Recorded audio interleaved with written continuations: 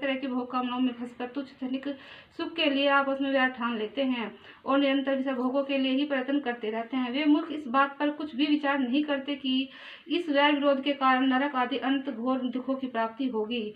गड्ढे में गिरने के लिए उल्टे रास्ते से चले जाते हैं और मनुष्य को जैसे आंख वाला पुरुष इधर उधर नहीं जाने देता, वैसे ही अज्ञानी मनुष्य को अविद्या में फंसकर दुखों की ओर जाते देखकर ऐसा कौन दयालु और ज्ञानी पुरुष होगा जो जानबूझकर भी उसे उसी राह पर जाने दे या जाने के लिए प्रेरणा करे। जो अपने प्रिय संबंधी को भगवत भक्ति का उपदेश देकर मृत्यु की फांसी से नहीं छुड़ाता, वह गुरु नहीं है, स्वजन नहीं है, पिता नहीं है, माता नहीं है, इष्ट देव नहीं है और पति नहीं है। श्री कृष्ण गोविंद हरे मुरारी, हे नाथ नारायण वासुदेवा, पिता माता स्वामी सका हमारे, हे नाथ नारायण वासुदेवा।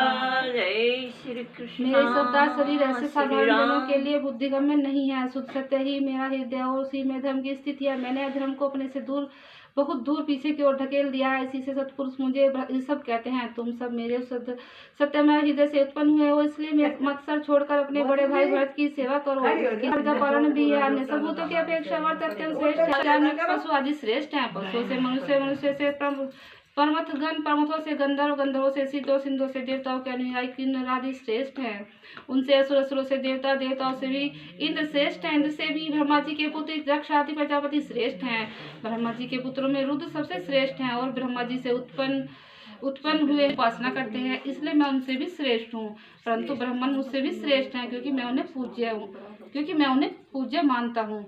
सभा में उपस्थित ब्राह्मण को लक्ष्य करके अभिप्रगन दूसरे किसी भी प्राणी को मैं ब्राह्मणों के समान भी नहीं समझता, फिर उनसे अधिक तो मान ही कैसे सकता हूँ। लोग श्रद्धापूर्वक ब्राह्मणों के मुख से जो अनादि भावती डालते हैं, उसे मैं जैसी प्रसन्नता से ग्रहण करता हूँ, वैसे ही अग्निहोत्र में होम की हुई सामग्री को स्वीकार नहीं करता। जिन्होंने इस लोक में ध्यान आदि के द्वारा मेरी उदरूपाती सुंदर और पुरातन मूर्ति को धारण कर रखा है, तथा जो परम पवित्र सत्गुण दम, सत्य, दया, तप, तितिक्षा और ज्ञानादि 8 गुणों से संपन्न है, उन ब्रह्मों से बढ़कर कौन हो सकता है।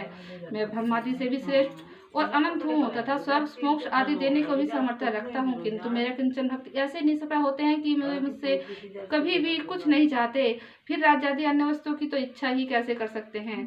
पुत्रों, तुम संपूर्ण चराचर भूतों को मेरा ही शरीर समझकर शुद्ध बुद्धि से पद पद पर उनकी सेवा करो, यही मेरी सच्ची पूजा है। मन, वचन, दृष्टि तथा अन्य इंद्रियों की चेष्टाओं का साक्षात फल मेरा ही इस प्रकार पूजन ही है।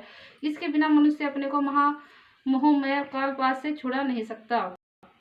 श्री सुखदेव जी कहते हैं, राजन ऋषभदेव जी की पुत्र यद्यपि स्वयं ही सब प्रकार सुशिक्षित थे, तो भी लोगों को शिक्षा देने के उद्देश्य से महाप्रभावशाली परम सुहृद भगवान श्री ने उन्हें इस प्रकार उपदेश दिया। ऋषभदेव जी के 100 पुत्रों में भरत सबसे बड़े थे। वे भगवान के परम भक्त और भगवतों के परायण थे। ऋषभदेव जी ने पृथ्वी का पालन करने के लिए उन्हें राजगद्दी पर बैठा दिया। स्वयं उपशील निवृत्ति परायण महामुनियों के भक्ति, ज्ञान, वैराग्य, परम हंसोचित धर्मों की शिक्षा देने के लिए बिल्कुल विरक्त हो गए। केवल शरीर मात्र का परिग्रह रखा और सब कुछ घर पर ही रहते छोड़ दिया। अब वे वस्त्रों का भी त्याग करके सर्वथा दिगंबर हो गए। उस समय उनके बाल बिखरे हुए थे, उन्मत्त का से सब वेश था। इस स्थिति में आह्वान्य अग्निहोत्र के अग्नि को अपने ही में ही लीन करके सन्यासी हो गए और ब्रह्मवत देश से बाहर निकल गए। वे सर्वथा मौन हो गए थे, क्योंकि कोई बात करना चाहता तो बोलते नहीं थे। जड़, अंधे, बहरे, गूंगे, पिशाच, पागलों की सी चेष्टा करते हुए वे अवधूत बने, जहाँ तहाँ विचरने लगे।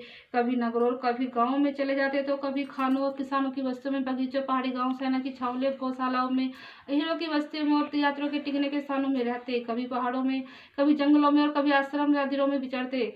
वे किसी भी रास्ते में निकलते तो जिस प्रकार वन में विचरने वाले हाथी को मुख्य सताती है, उसी प्रकार मूर्ख दुष्ट लोग उनके पीछे हो जाते, उन्हें तंग करते। कोई धमकी देते, कोई मारते, कोई पेशाब कर देते, कोई थूक देते, कोई ठेला मार देते, देते, कोई निष्ठा और धूल फेंकते, कोई अधोवायु छोड़ते, कोई खोटी खरी सुनाकर उनका तिरस्कार करते, किंतु वे सब बातों पर जरा भी ध्यान नहीं देते। इसका कारण यह था कि भ्रम से सत्य कहे जाने वाले इस मिथ्या शरीर में उनकी हता ममता तनिक भी नहीं थी। वे कार्य कारण रूप संपूर्ण प्रपंच के साक्षी होकर अपने परमात्मा स्वरूप में ही स्थित थे, इसलिए अखंड चित्तवृत्ति से अकेले ही पृथ्वी पर विचरते रहते थे। यद्यपि उनके हाथ पैर, छाती, लंबी बाहें, कंधे, गले और मुख आदि अंगों की बनावट बड़ी ही सुकुमार